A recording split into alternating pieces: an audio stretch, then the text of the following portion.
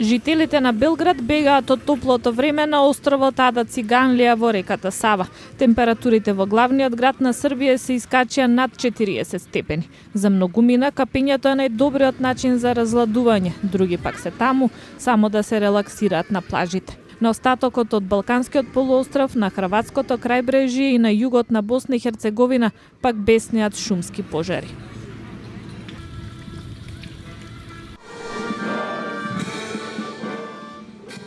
Војната вежба на НАТО во Западна Украина е од провокативна природа, велат руските власти. Рускиот представник во НАТО, Александар Грушко, денеска изјави дека вежбите го нарушуваат процесот на имплементација на договорот од Минск, потпишан во февруари.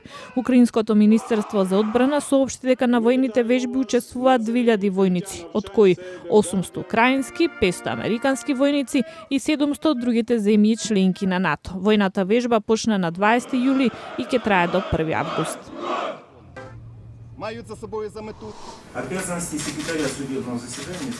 Ова е внимателно следено судење. Украинскиот филмски режисер Олег Сенцов и уште еден човек се обвинети за организирање терористичка група, планирање напади и набавка на експлозив. Пред судот во рускиот град Ростов на Дон, тој рече дека не ја признава надлежноста на судот. Сенцов и тројца други украински државјани во мај минатата година беа уапсени на Крим, кој беше анектиран од страна на Русија минатата година. Неговото апсење најдено осуди во светот, а многумина од жителите на Крим велат дека ваквите апсења на познати личности како Сенцов се средство за ставање на опозицијата под руска контрола.